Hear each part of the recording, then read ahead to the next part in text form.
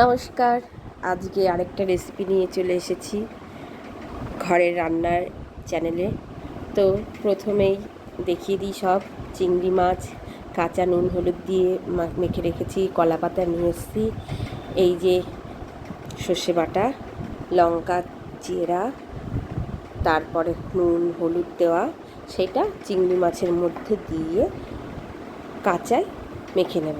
এর মধ্যে আবার কাঁচা সর্ষের তেলও দিয়েছি।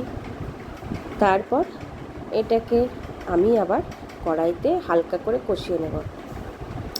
যেহেতু আমি এটা আজকে প্রথম করছি, তো মনে একটু ভয় লাগছে যে যদি কাঁচা থাকে তাহলে তো খেতে ভালো লাগবে না। সেই জন্য আমি একটু তেলের মধ্যে কড়াইতে নাড়াচাড়া করে কষিয়ে নেব, জল দিয়ে একটু ভালো করে ভাপিয়ে নেব।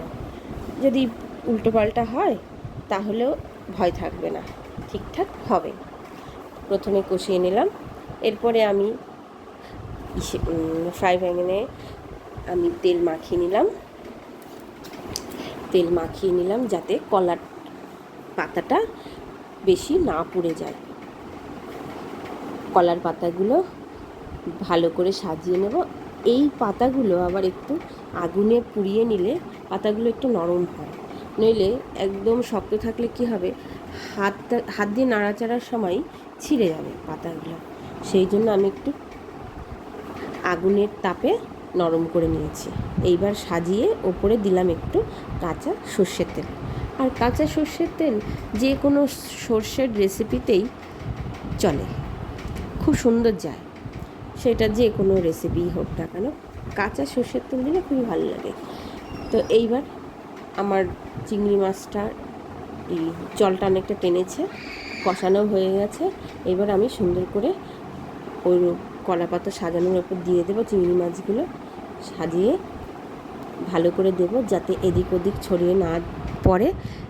ছড়িয়ে পড়লে আবার সেটার ঝোলটা হয়তো এই দিকে চলে যাবে, ওই দিকে চলে যাবে, নষ্ট হবে। সেই জন্য সাজিয়ে একদম পুরো মাঝখানে দিচ্ছি যাতে নষ্ট না হয়। তো এইভাবে সুন্দর করে সাজিয়ে দিয়ে তারপরে ওপর দিয়ে কলা পাতা দিয়ে একটা ওই যে কাঁচা লঙ্কা দিয়েছি, এরপরে কলা পাতা দেবো, কলা পাতা দিয়ে ঢাকা দিয়ে জাল করব। আমি মোটামুটি 15 মিনিটের মধ্যে একদম অল্প আছে এইদিক ওইদিক করে জাল দিয়ে নিয়েছি। জাল দিয়ে নেওয়ার পরে এই যে ঢাকনা তুললাম, একটা ঢাকনাও দিয়ে দিয়েছিলাম উপর দিয়ে। এই কলা পাতাগুলো এখন এক এক করে তুলে দেখবো কেমন কি হলো। আমার তো মনে মনে খুব ভয় লাগছিল কেমন কি হবে না হবে, একবারে পুড়েই গেল নাকি। পুরো একদম এক ঢাকায় তুলে নিয়েছি। তারপর দেখি না, একদম ঠিকই আছে। তো এইরকম হয়েছে, থকথকে, একটু তেলটা কম হয়েছে কিন্তু ভালো।